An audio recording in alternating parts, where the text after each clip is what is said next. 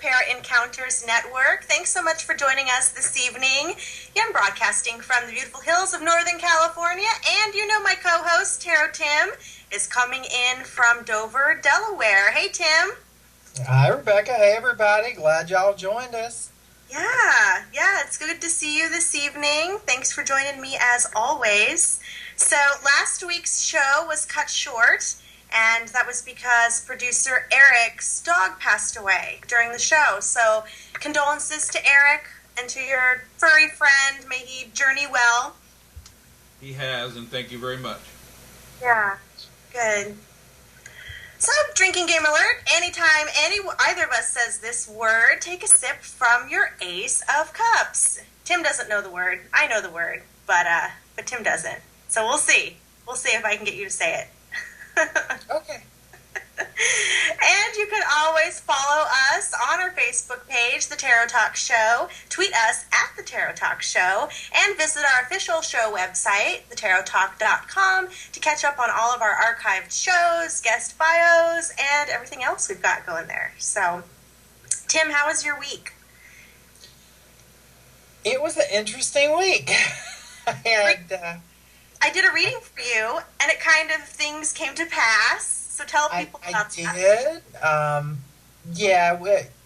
Oftentimes after the show goes offline, me and Rebecca will throw cards for each other, and, we have our little tarot playground time.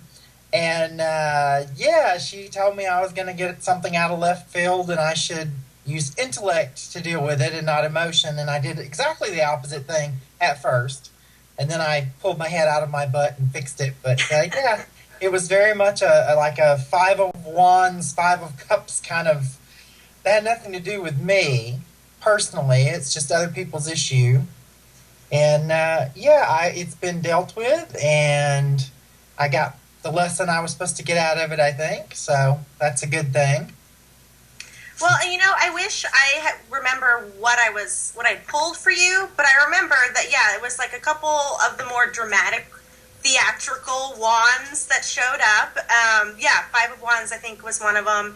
And then the Eight of Wands Swiftness, which is just out of nowhere. Like, the Eight of Wands is so fast, you don't see it coming, you can't plan for it, you can just kind of hang on for the ride, and the cards that come after it will kind of show you, the nature of what's coming at you, and then how to subsequently deal with it. So, and then the Swords was what I was also getting from that, which is that emotional detachment. Like, you can't be reactive, even though it's going to catch you so off guard out of nowhere. Your first reaction is going to be, Wands pissed, but you can't be reactive. It's that Swords, that mental, okay, let's deal with it, think through it, handle it in a very Swords-like, mature, methodical way, I think another thing that had also come up is, for Swords, I kind of feel like an abundance of Swords in any reading, and it was a short one. It was like just a 3, 4, maybe 5 carder, and half of them were Swords. But,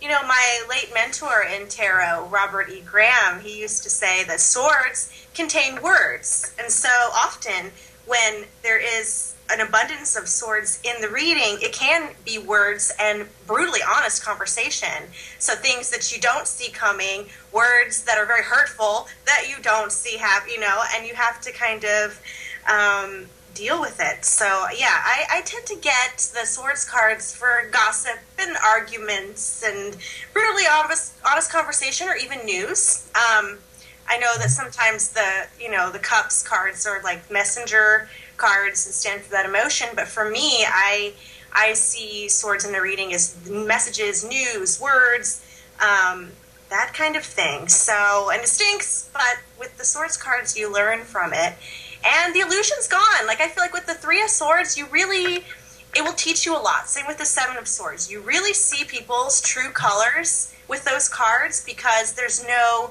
hiding for them anymore. And I think that with Three of Swords, that brutally honest conversation, even though it stings, and even with the Seven of Swords, like, you really find out who your friends are, and some things, I think, are revealed with the sharpness of the Swords. It cuts through. Well, and I'm very much a Swords kind of person, because I don't usually censor myself, and if you've got an issue or problem, confront it, deal with it, move on. Right. But, I had someone who just doesn't deal with problems in that manner, and never did find out what the issue actually was. But because it was in a group setting, and I tried to play nice instead of causing controversy, and have been just going out of my way to be nice and friendly and uplifting for the last 7 months, and then got bit in the butt again on it. So the lesson was not to try and act in a way that's not my core. Right. I stuck with the judgment card and just done what I should have done in the first place, and end it. Just done with it. Do what you got to do. Let the chips fall. That would have probably saved me a lot of time. Sure. But now you know. Yeah, and it's. Yeah, well, now they've behaved with other people in the way they've been with me, so everyone knows what's going on now, instead of everyone just thinking it's a personal issue. Well, yeah, and I think that's with the swords, you get that clarity. Like, it's the situation stinks when you get those swords cards. It's going to be honest. It's going to be brutal. It's going to be painful. People you think are your friends really aren't your friends when there's some swords coming up, and when there's that swords-like conversation, where you have to be honest and things are revealed, and you get the clarity of that, that air element. But you learn a lot from it. You're no longer under illusion. And honestly, people see, the situation for what it really is, too, finally. So that's the good news. When you get, I think, swords in a reading, it's painful, but it's also revealing. And so it's a good thing. I mean, yeah. Oh, yeah. You can it's like you're taught you're supposed to forgive people and everything, and that whole turn the other cheek. And I said, I only got 2, and that's twice, and it's done. Now it's on. And then they just totally just disappeared and left, and so it's all. Well, and I think it's their issue, though. And I think it's challenging, especially when you're out there on a spiritual path and a public spiritual path. You know what I mean? It's a very fine line between being, loving people and being compassionate. But then on the other hand, you don't want to be somebody's doormat. You have to set boundaries. There is that balance. So I think that, you've done a good job, and good for you for being swords, not reactive, but just very methodical and in control. I like it. I wanted to share with you, this is going to make you laugh. I'm cleaning out my stuff, going through my stuff. Have you heard of Stuart Wilde? Stuart Wilde? He's, I don't know how to describe him. He's like a new age philosopher, but like with a twist. He's not like a love and lighter, really. He's funny. He's almost like if Dave Barry meets New Age, something, Carl Hyacin meets New Agey kind of stuff. Okay, anyway. And I think he's since, I don't know if I want to say that. I'm not sure he's still alive. Maybe. I'm not sure. Anyway, he's pretty funny. So I got this quote, and I had postmarked it or stickied it years ago when I read it, and I just now am revisiting it. But it's so funny. So speaking of swords, this to me is like a very swords-like quote. So he writes, on maintaining your philosophy. This is Stuart Wilde from his book, The Secrets of Life. If people say to you, I think your philosophy is the pits, you say, well, thank you, I appreciate you sharing your opinion. Then if they say, I think that what you believe is stupid, and you're dumb, and you're not righteous, and you're not going to get to heaven, and you're going to have a lousy time, you say, thank you for your opinion, it helps me concentrate. I particularly like the way that the cockroach walked around your coffee cup while you were talking about my life. And what threw me into a state of ecstasy was when the cockroach stopped, looked up at me, winked, and then urinated in your coffee. I loved it. I totally loved it. I think that's funny. And I think that's very swords-like, sticking to your guns, no matter what people say, and even finding, the humor in the situation. So, I really, yeah, I like that. That kind of spoke to me. So I also wanted to share that with you. And yeah, I think humor is very swords-like, I think. Because comedians are some of the smartest people, or at least the ones I know, that are...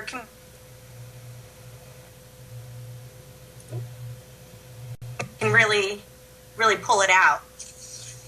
Anyway, so I wanted to share that with you. Yeah, I think you're right about the comedians. George Carlin was the master of the swords, you know. Mm-hmm. Well, they're observant, too. They have that swords-like perception. Yeah, they're able to just kind of cut to the heart of the matter, really see things and people for what they are. Yeah, they're so good. Okay, so yeah, I wanted to share that.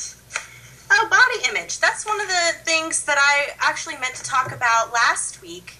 And because Eric had asked the question in the chat room, what card represents body issues or problem with that someone would have with that. So what's your opinion on this? Is there a card that comes to mind for you? Well, you know, it depends on where you're at with your body issues, because so many people have issues. Personally, I used to be huge. I was like over 300 pounds. I'm like 209 right now. And it's you do a lot of self-betrayal when you're in that. So, you got a lot of like the 9 and 10 of swords you're doing to yourself. Right. You know? And I think a lot of 5s. Okay. And 4 of cups for people that aren't happy with their body but aren't willing to get off their ass and do something about it. You know?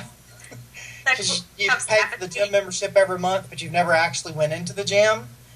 But then you're like, why am I not losing weight? As you're, you know, watching the exercise videos, eating the tub of ice cream. Yeah. Okay. Very much something you need to get off and be proactive in your life. You know? Right. You need to bring judgment and temperance to it. Put some of those majors to work in your life. Make that decision. Right. Make the decision. Make things happen. Yeah, absolutely. Well, and I was thinking that it could be, I mean, the devil comes to mind when you're bound by your stuff. I've brought up the devil card in my own life and how I've drawn a correlation between like my stuff that's inside of that black box the devil sits on, you know what I mean? And I feel like that's, yeah, body image, yeah, that's your stuff. That's whatever it is that you are chained to. Yeah, I think that, yeah, your stuff, your trauma, really, whatever you've been through. Yeah, and a lot of it, I think, is 3 of Swords. It's crap that happened long ago that keeps you chained to that. Right. Because for a lot of people, like, I don't know, food is, you know, you do a good job, here's a treat. Oh, you're a good kid, here's a treat. Oh, you know, you lost someone, everyone in the neighborhood brings food and, you know, let's eat to dull the pain. Sure. So for people that don't have an outlet or any positive way of dealing with things, sometimes food becomes a friend because it's always there for you. For me, I felt so bad emotionally and spiritually and stuff that I would eat till I made my body feel as bad as my soul. Yeah. You know, because it's, you would eat so much you would have stomach aches and, you know, just, yeah. Couldn't get out of bed, just lay there, you know, and it's really hard to deal with. Right. Yeah. I can't imagine. And I feel like, yeah, I think in terms of the major arcana, yeah, the devil comes to mind because you're chained to that box of pain, your box of stuff. And you have to find a way out of that.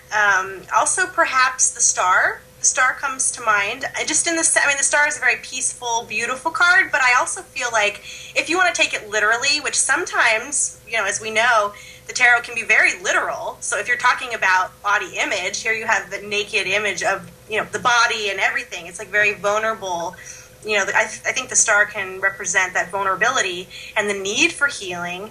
What are you feeding even? I'm thinking of just the traditional symbolism as she's kneeling by the stream, pouring the water in, the emotion, the psyche, just everything that water represents, and that pain, that need for healing.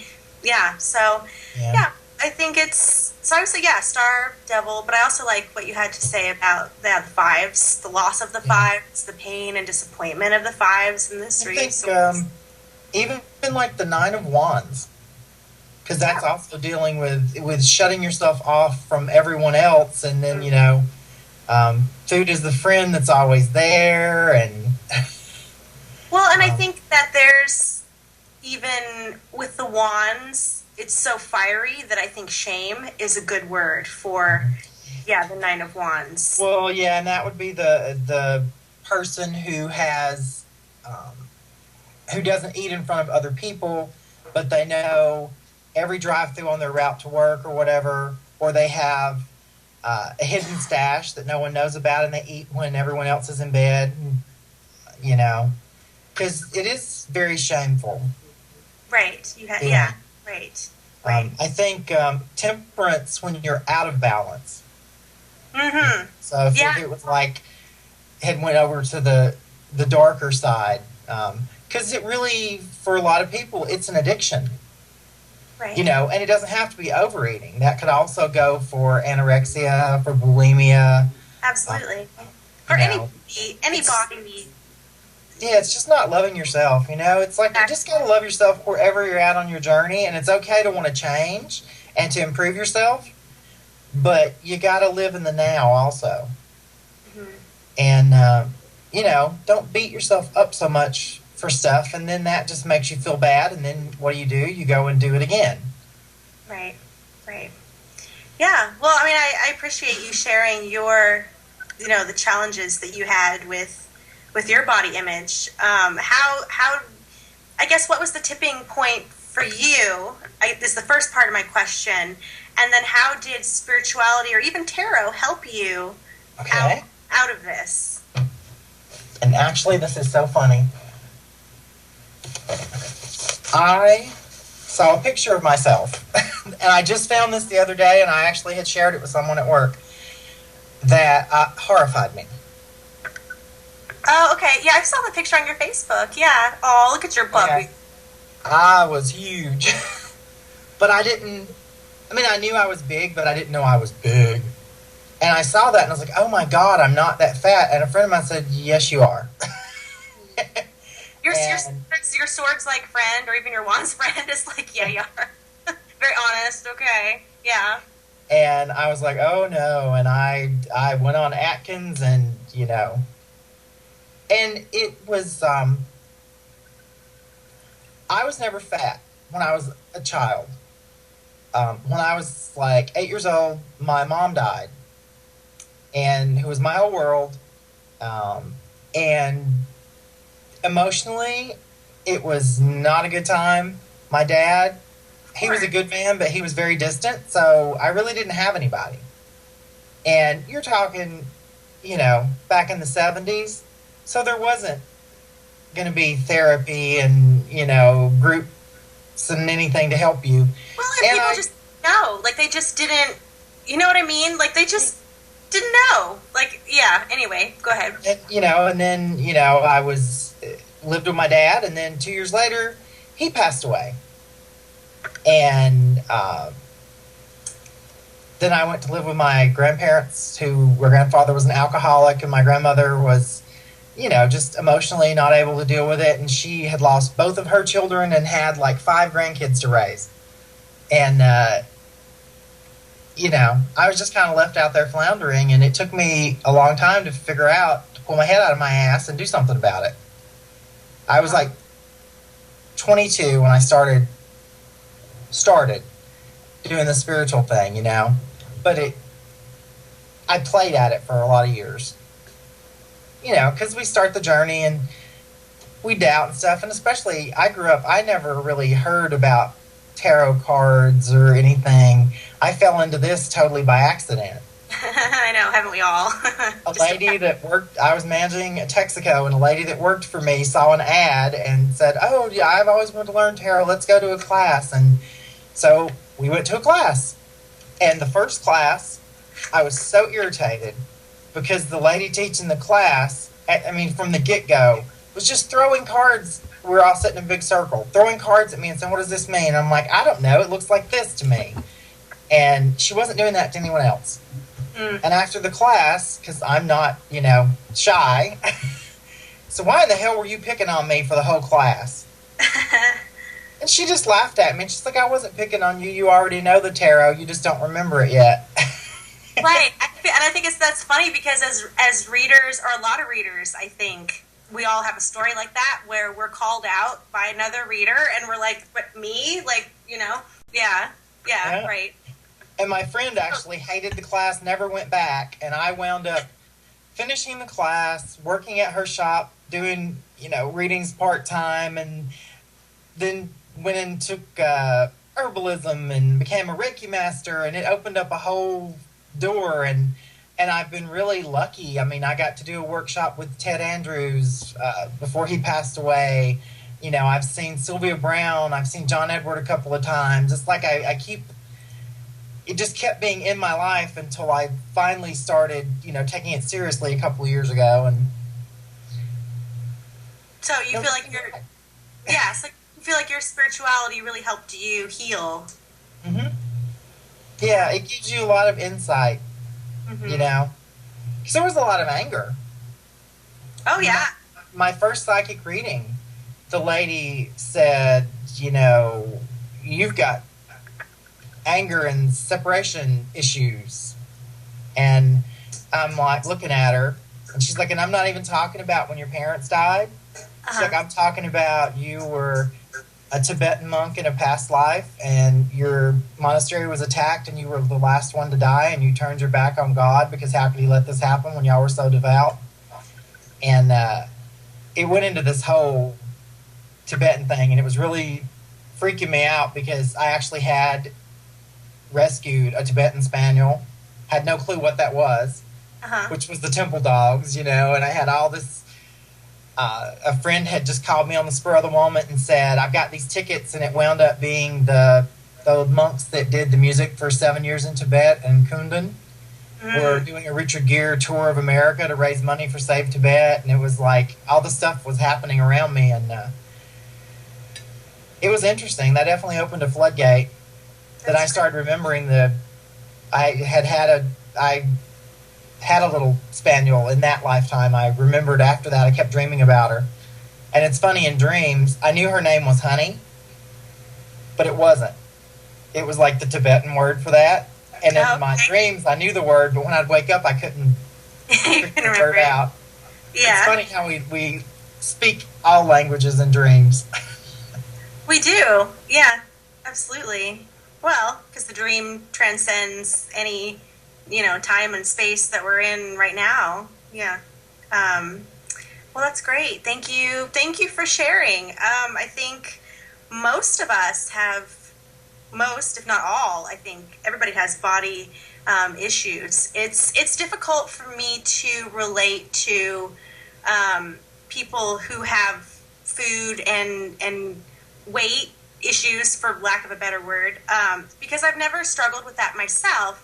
But my body issue has always been, or my self issue or whatever, has definitely been the color of my skin and what I looked like when I looked in the mirror. So, which I think is funny because I think a lot of people, they assume I wouldn't have had any of that. You know what I mean? Like, what would I know about body image and pain or whatever? But growing up the way I did, adopted, nobody looked like me, for starters. You know what I mean? Like, everybody, it was like very white bread, and I was the only dark-skinned, dark-haired, dark-eyed girl in school. Like, I'm not exaggerating. Like, I'm totally serious.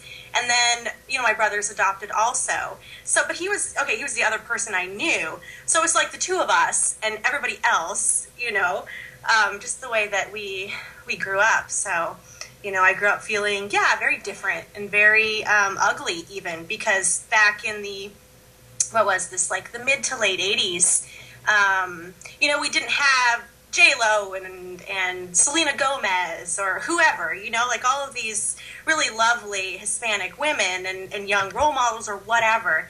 The idea of beauty that was constantly presented to me was, very blonde and blue-eyed and white. So it's definitely been a process for me just growing whole and accepting myself and what I look like. And so I understand to a certain extent, everybody's pain is different, but yeah, I understand, feeling different. And I understand, the shame that comes when you look at yourself in the mirror. I get it. So it's a very long process, this growing whole.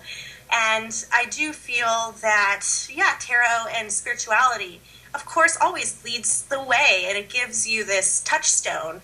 That's, I think, the word that's coming to mind. Touchstone, capstone, even, tether, something like that, to focus on, because that's one of the great things that you can use tarot for, is to draw a card. What do I need to know about my stuff, or about my healing, or what do I need to focus on, and that kind of thing. And so tarot points the way. So that's great. Well, thank you for sharing. Yeah, I wanted to cover the body image thing.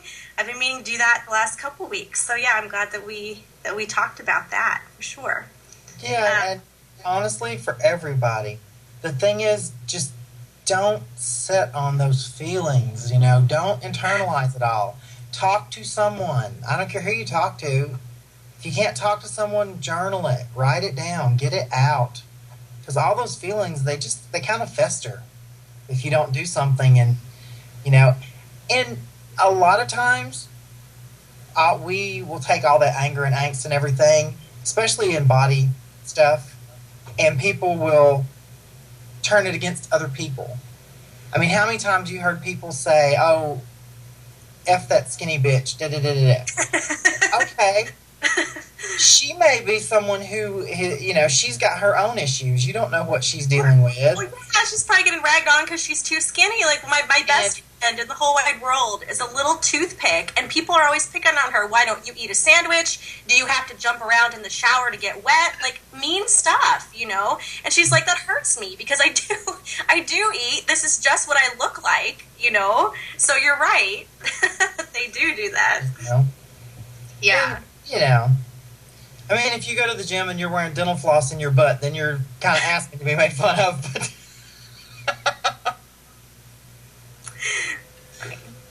it's just keep a sense of humor and smile. Love yourself. That's all. You really have to. And I like what you had to say about just writing it out or talking to somebody. Or that's very swords-like. Swords, contain words, and I often see the swords cards as the antidote to the deep emotion of the cups cards, the deep fog of the cups cards, the psyche, all that deep subconscious pain and trauma. The swords really cuts through that and really brings it up to the surface, because it can be stuck pretty deep. So yeah, I agree. Let it all out. Well, that's why Weight Watchers is so popular. It's not even that the plan is anything revolutionary. It's not. It's the meetings. Right. The communication, your swords also. There's this whole room of people that understand when maybe your husband or your wife or your kids, because, your family can be the cruelest. Sure.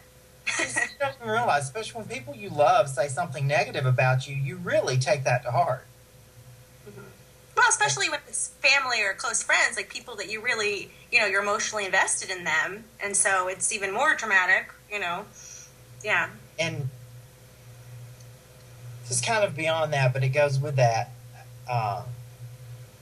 Love yourself, no matter what the situation is. Do not stay in a situation where you're being abused. Please, get out. And it's not going to get better, and it's not going to change. The first time someone lays hands on you, male or female, they're not the person for you, and they've got issues that are only going to get worse. So, yeah, run. Right. Well, and we've even advised this in readings, because sometimes, not always, but sometimes you do see it in the cards, and you just feel it intuitively. But yeah, this is the situation, and absolutely, and I think that's also helpful at that point as a reader, to really have resources, I guess, available for them on hand. I've done that before. They have, free will. What they do with it, unless you know. I mean, it opens up a whole can of issues. I mean, if there's minors involved or whatever, I mean, that's a different responsibility. But if it's a grown person in front of you, like they have free will, to stay or go or whatever. But I feel like it is responsible to communicate that message strongly and to have those resources available to them. As readers, we really are, and I don't know if I'm the only one who thinks this and has this insight, but, we'll share it anyway. We're like psychic CSIs. We see people on the worst day of their lives. Because that's usually, no one, I'm so happy, I need a reading. Let's go see if I'm going to be happier. Right. That's not what usually happens. It's usually when there's turmoil and trauma and they don't know. Or they know and they just need a third person to say, look. Sure. A sounding board, an objective, sounding board, absolutely. I mean, which is why I've gone to readers before too, is because I need, like a third opinion. And well, it's really hard to read for yourself because when I'm reading for someone else, I try to throw all my judgments and my junk out of the way. But when you're reading for yourself, it's like, oh no, that's not me. What are the cards talking about? Or, I don't like that. I'm going to pick another card. Like, that's what I've done before. Like, 2 out of 3, 2 out of 3, 3 out of 5, whatever. Yeah. I have been there and done that for sure. For sure, yeah. Well, yeah, people do come to us with their stuff. And I think, for some people, it's more comfortable for them than what they perceive to be a sterile environment in a therapy office or whatever. You know what I mean? Like, they're just more comfortable coming for reading, and that's when there's that opportunity to really dig deep and give them some perspective and guidance and a new way of looking at things. And plus you have tarot is that pictorial representation of that energy, and since sight is our primary sense, visually we really respond to those pictures, to those symbols. It really touches something, I feel, deep and primal within us. I'm a huge advocate of therapy, of course, but I feel like also in a way the tarot reading, when it's used in this way, can really pull some things up just by using those images that you might not get just by talking and alone, verbalizing it alone. Well, and I think I've always kind of joked that it's funny that people seek out, like me as a reader, because here I am reading pieces of paper, and so they're going to know that I don't think they're crazy, because who's crazier than I am, I'm reading like these pieces of paper, so they know right away that they're not as nuts as I am, so whatever it is they have to say or share with me, I'm cool with. So I think that the funny part is that kind of sets that precedent for, that they feel comfortable, because who's more nuts than I am, Well, hey guys, I've got a question, an inexperienced reader for 2 more experienced readers. Sure. Okay. How do you deal with an ask hole? an ask hole being somebody that constantly asks for advice, and you give them advice and they constantly don't take it. And they don't take it. Well, see, we're in 2 different schools of thought, because the Cancer in me feels bad, and I'm like, I just feel bad for this person. But Tim is like, go ahead, Tim. I'll let Tim take this one. Perfect example, reading I had a couple weeks ago. When I'm reading, honestly, I'm open and I'm channeling stuff. And if you come back to me 6 months later and say, you said blah, blah, blah in the reading, I don't remember the actual cards that I pulled for you and exactly what I said. I can get a general overall feel of the reading, but started doing was a repeat, and I'm doing it, and I'm like, who is this crazy person that's in your life? And it's like, this is nuts, and it's really bad, chaos, lies. And she's like, the last time I was in, you told me that I was going to meet this guy and to run like hell, that he was wombat crazy, but he seemed really nice, and so I want to know if it's going to work out. And I'm like, no, it's not. Because it was like the Lovers, the Devil, the Tower. And I'm like, oh, honey. Yeah, we've all had those clients, and I think that it's. I think at some point you have to draw boundaries with them, because after a certain point, the reading, it's not doing any good. Like, I've had, not very often, I will say. I mean, I've been, fortunate to have great clients, but there's been at least, I would say, two where it's gotten to the point where they don't take the advice, or they're not open to it, or whatever. You know what I mean? I guess that they just, I'm not sure what they want. I don't want to speak for them, but it gets to the point where, yeah, they keep asking the same stuff, and at that point also, because they're not doing the work, the cards aren't changing. You know what I'm saying? Like, they're still reflecting the same circumstance and the same stuff, and so it gets to the point where, 2-3 separate readings down the line, I could keep reading for them and taking their money, but it's not doing them any good. It's not doing me any good. And at also, what point is it still right for me to take that money and to do this when nothing's changing? So yeah, I think you have to draw boundaries, I think, with some clients. I have a client who I will not read more than every 6 months.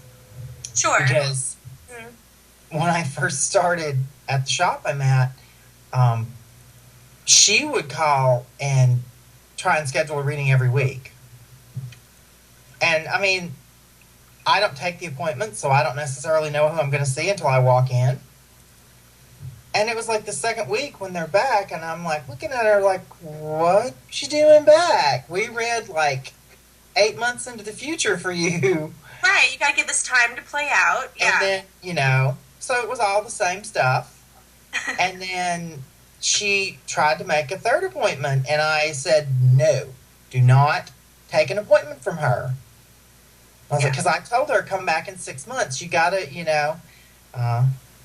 it's like you gotta let it marinate a little bit and see what's happening, and, cause, yeah, I feel like it's definitely a case-by-case basis, and I feel like as a reader, you have to intuitively sense which ones are truly not open to advice. But see, the thing, though, is that they're still there. They're still coming to you, so a piece of them still wants to learn, is still open. So, at the same time, I do feel like that's worth something. And I can think of one client. It took a few readings, but I stuck with her because I feel like, well, I really felt like, she's in there.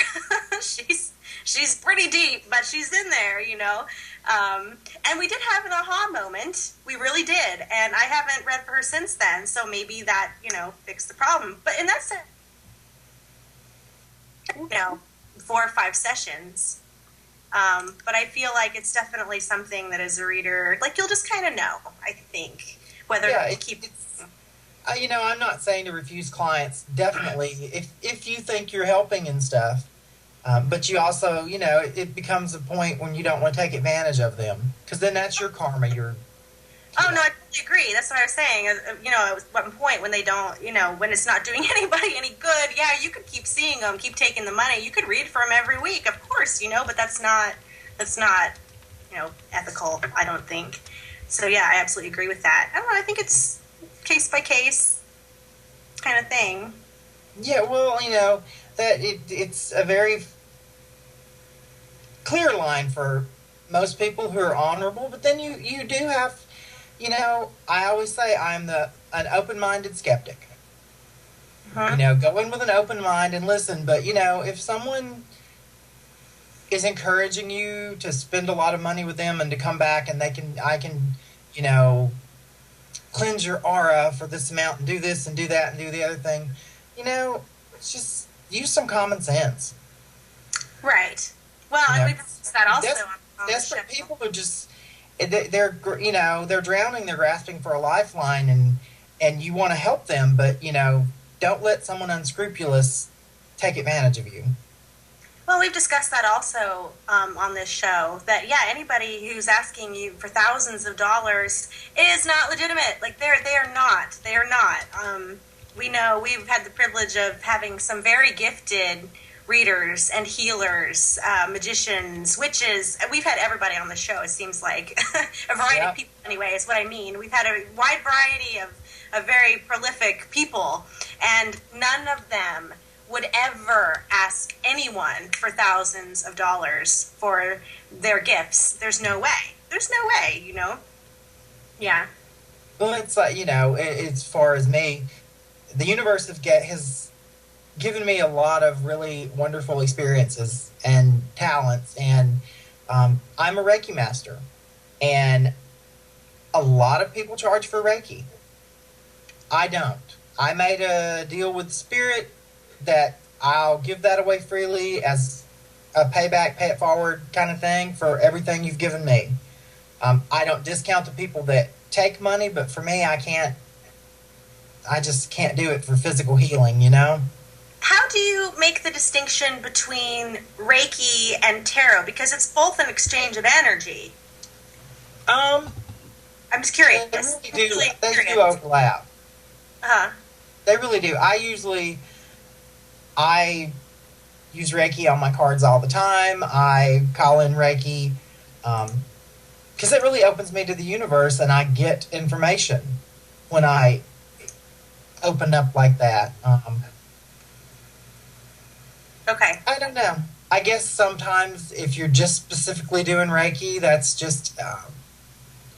it's much more focused on the physical plane as far as you're focusing on a specific, on their, you know, their liver or their back or whatever.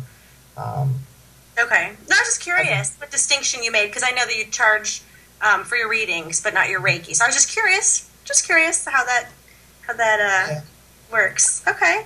You know, that's one of the, it's semantics. That's just my imaginary line, I guess. Well, that's fine. I was just purely curious. Yeah, no.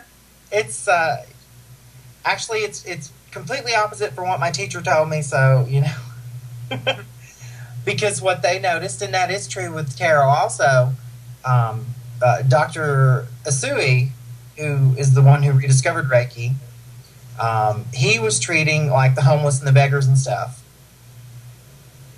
and giving them healing and wellness and stuff. But he noticed the same people were coming back over and over and over again. Because it wasn't an exchange of energy, that it was just him giving. And that a lot of people hang on to their dis-ease because that's what kind of sets them apart and makes them special. Sure. So, you know, that also can happen in readings for sure. Mm-hmm. Yeah. Mm-hmm. I can see it. Yeah, like I said, you kind of just... You know, it's like we're surfing the psychic wave, and we just kind of have to ride it the best we can and use our intuition and whenever anything comes up. Absolutely. Well, and this is an interesting question that came up in the Tarot Professionals Forum, so I wanted to get your opinion on it. I definitely gave my 2 cents on this. This is the Facebook page, actually, the Tarot Professionals Facebook page. And the question was, if you were booked to do a reading for a party, and the people who hired you, they asked you to take out the death card, the devil card, you know, the scary cards in the tarot, would you do it? Would you accept the assignment, or would you do it? And I think another important piece of this question was that the party was for high school graduates. So we're talking kids, teens, late teens, basically. They're graduating from high school. They're entering the real adult world. We're reading for this party. Would you take the cards out? Would you take the assignment? I said, no, I would not take these cards out of the deck. And 2, if it was like the issue was pressed, I would tear down the assignment, because I feel like if the hosts, if this is what they want me to do, then they either don't understand what tarot is and what tarot can do, and if they do understand, then they just don't trust me as a reader. At least that was my feeling on this. What's your 2 cents? Because you got reading for minors here, and then you have taking the cards out of the deck, which is another issue. Yeah, and see, I'm that lovely Gemini who instantly, automatically, always sees both sides of things. Yeah. Okay. Well, it's really two separate issues because the one is, you know, them trusting you or whatever. As far as you could take out whatever cards you want to take out, and I'm going to get the same messages because I can agree with that. If it needs to be heard or said, it's going to come out. Yeah. I Okay. can even well, and you know, I don't personally read reversals, but a lot of people do. So you know, a great happy card in reverse could mean something dark. sure. I don't necessarily always go with the traditional meanings because I use my intuition. So, as far as the information and stuff, I wouldn't have a problem reading for the age group or giving the information. I would definitely have to play it by ear. I'm not going to say outright no, but I would definitely have to have a long discussion with the people about tarot and what tarot is and why are you wanting to do this? You Right. know, because if you're wanting me to read every child as, oh, you're going to get accepted to Harvard and you're going to be a doctor and life's going to be peachy, that's not what tarot is. And parties are, they're fraught with kind of, for me, because, you know, they tend to come up together and hover and, you know, it's like, yeah, back off because you don't need to hear this because it's personal. Right. Just because you're in a party setting doesn't mean your dark secret isn't going to pop out.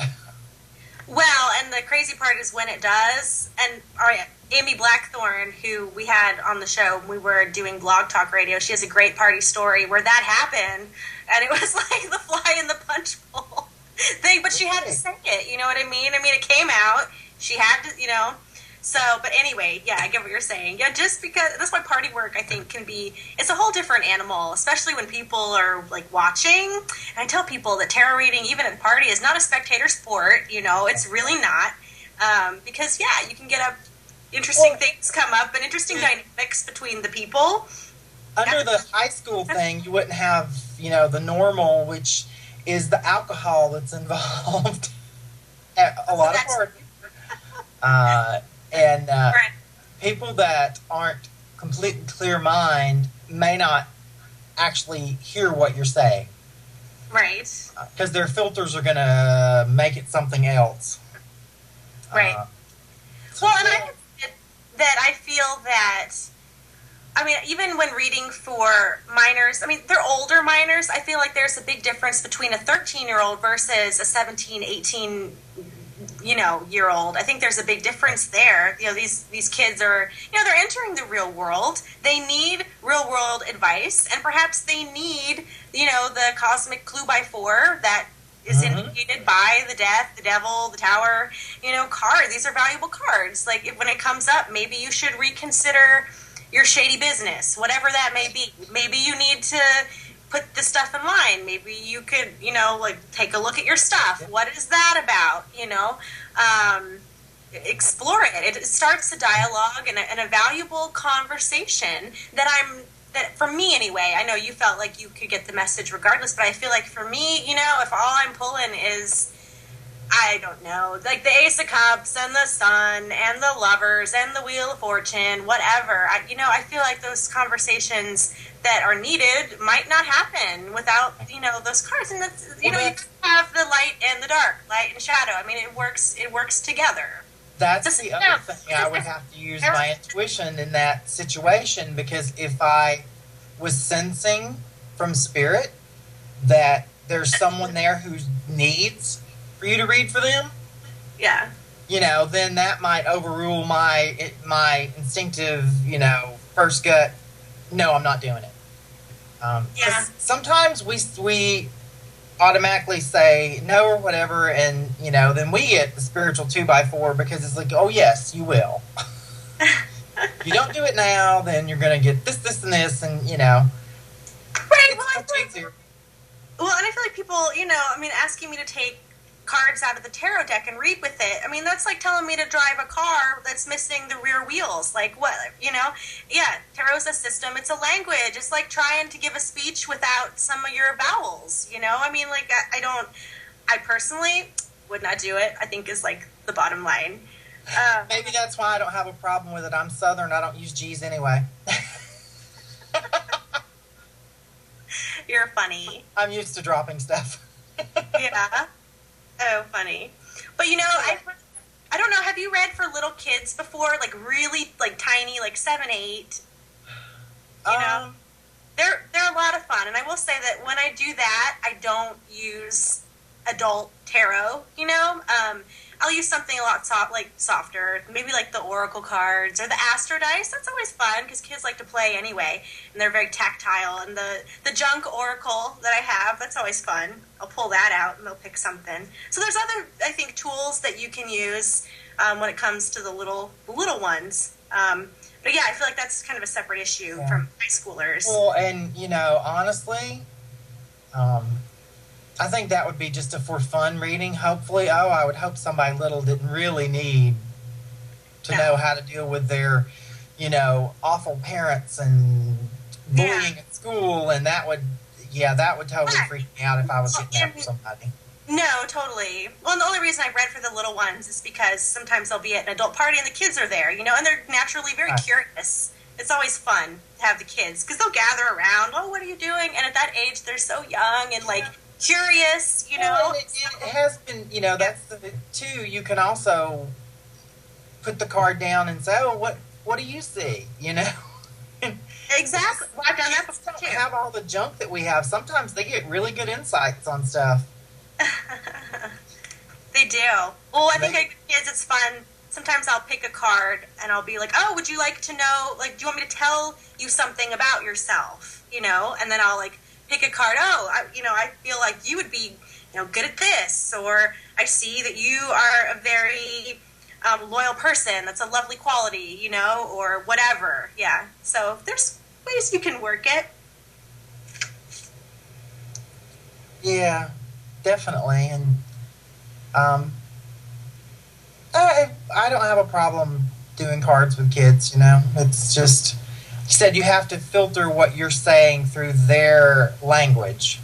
Sure. Oh, yeah. Well, and I feel like it's a case-by-case thing. But yeah, in general, I would not pull the cards out of the deck for older teens.